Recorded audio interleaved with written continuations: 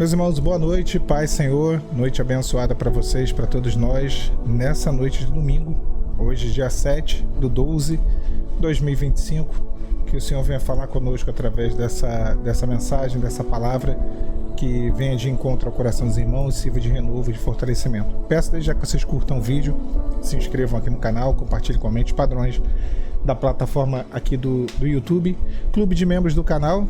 Tenho sempre anunciado aqui, se você quiser fazer parte e ter acesso a todo o conteúdo já exclusivo para os membros, botãozinho assinar. Ali os irmãos terão acesso a todo o conteúdo aqui de vídeos e lives exclusivos para os membros do canal. Outra forma de você semear nesse ministério é através das informações que aparecem nessa caixinha branca aqui embaixo, se você sentir no seu coração da parte do Senhor e semear nesse ministério. Pessoal, hoje eu estou aqui trajado com a roupa dos legendários, uma benção que eu vivi recente, né? E aí o cabelo todo bagunçado, falei, misericórdia, eu vou botar um boné. Falei, não vou trazer a palavra com boné, né? Falei, vou botar a roupa do legendário logo que vem com boné e já fica na bênção já, e aí não precisa pentear o cabelo. Glória a Deus. Vamos para a nossa conversa, vamos para a nossa mensagem, a nossa meditação, uma breve meditação nessa noite de domingo. Vai estar lá no texto de Neemias, capítulo 2, versículo 19, diz assim: quando Sambalate, Tobias e Gesem souberam, zombaram de nós, desprezaram-nos e disseram: o que é isso que vocês fazem? Meus irmãos, o texto aqui ele fala da restauração, né, de Jerusalém, e Deus levanta Neemias como instrumento ali de reconstrução da cidade de Jerusalém, mas ao mesmo tempo que Deus ele começa a restaurar, o inferno ele levanta opositores. Eu sempre digo que toda vez que Deus inicia uma obra de restauração na nossa vida, o inimigo ele começa uma obra de oposição, né? E aí ele usa ali Tobias, Gesem e Sambalate, 3 homens, né? Eles influenciaram, se moveram, tentaram de todas as maneiras criar ali dificuldade, paralisar a obra, impedir a obra. Tudo que eles podiam fazer, eles fizeram, sabe? E não é diferente quando Deus quer restaurar a vida do homem, quando Deus quer restaurar nossas vidas, o inimigo ele usa tudo e todos que puder, sabe? Para poder criar oposição, dificuldade e fazer a gente desistir. Sambalate, o primeiro inimigo, Sambalate. O Sambalate ele agia ali nos bastidores, né? Mas a maior parte das atitudes dele não foram tanto nos bastidores. Ele era um governador samaritano, era um líder político, era alguém que tinha ali uma relevância para os samaritanos, né? E a palavra fala que ele agiu com zombaria contra Neemias, intimidação pública, críticas, tudo que ele podia fazer para poder tentar de alguma maneira desanimar Neemias, ele fez, tá? A palavra fala que ele tentava cansar o povo, que ele tentou expor a obra, falar que a obra, qualquer coisinha ia paralisar a obra não ia servir, que aquele muro cairia, que eles estavam reparando. Tentou minar a autoconfiança do povo, né? Como que Sambalate age hoje? Quem é Sambalate? Sambalate representa, irmã, a voz, aquelas vozes que a gente ouve quando a gente começa um propósito em Deus.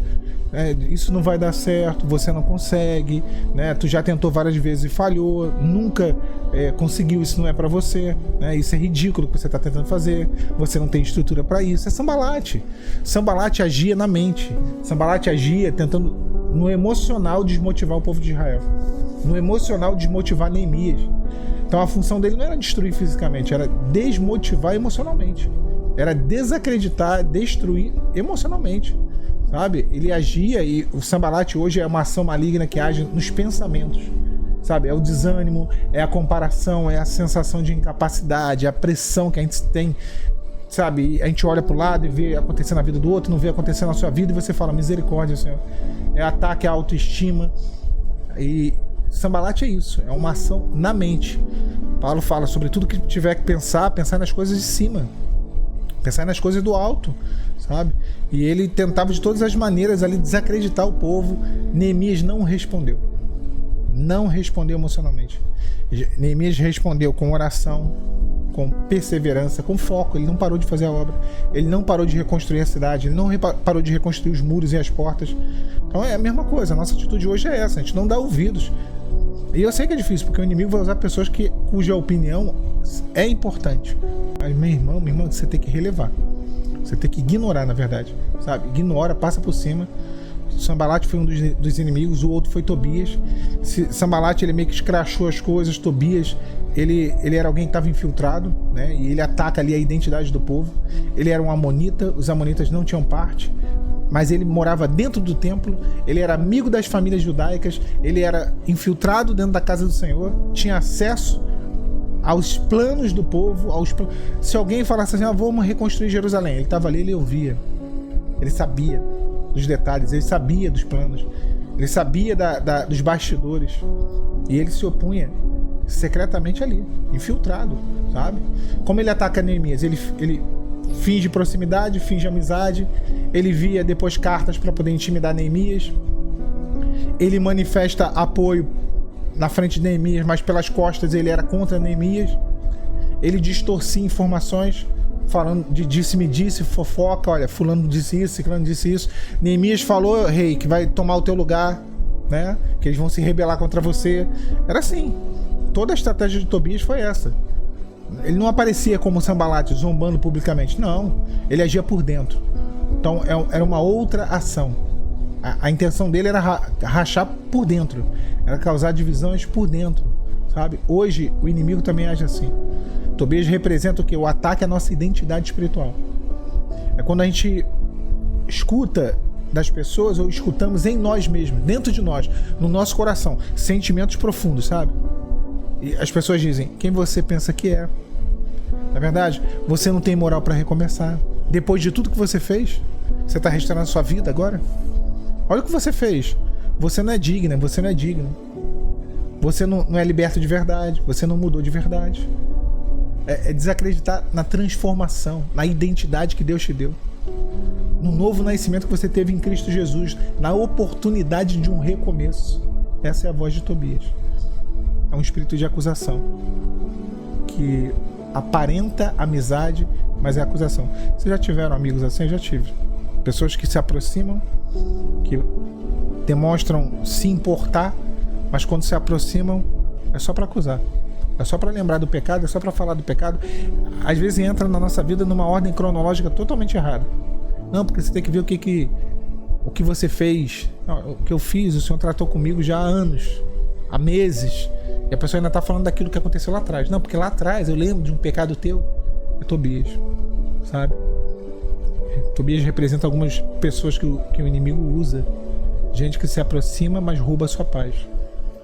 Pessoas que dizem te apoiar, mas minam sua fé. Gente que tem acesso à sua emoção e aí vai e drena a tua força. Então toma muito cuidado, meu irmão, minha irmã, com quem você dá acesso. Deram chaves para Tobias que ele não deveria possuir. Ele tinha uma câmara, ele tinha um quarto, ele tinha um lugar dentro do templo. Ele não podia. Ele é aquele opositor que tenta entrar, sabe, nos cômodos mais internos da nossa alma. E ele fez isso, ele tentou entrar nos cômodos mais internos do templo mais tarde. Neemias capítulo 13, versículo 4, se eu não me engano, fala sobre isso. Então é exatamente isso. A restauração ela só avança, e no caso de Neemias, só avançou quando Neemias expulsou Tobias dos compartimentos internos. Quando ele foi expulso do interior, aí a restauração avançou. Tem coisa que só vai avançar quando você tirar o acesso de algumas pessoas que não devem ter acesso à sua vida, à sua história, às suas promessas. E por último, irmãos, Gesem. Gesem era o ataque ao propósito. Sanbalat a mente, Tobias a identidade, Gesem ao propósito. Gesem era o árabe. Ele era líder de uma confederação de árabes, de povos hostis, inimigos de Israel, sabe? O papel dele também era caluniar, distorcer as intenções, criar narrativas. E ele fez acusações, ele inventou coisas lá em Neemias 6:6. Foi ele quem disse, né, até me retificando aqui, foi ele quem disse que Neemias se tornaria rei, que era uma mentira.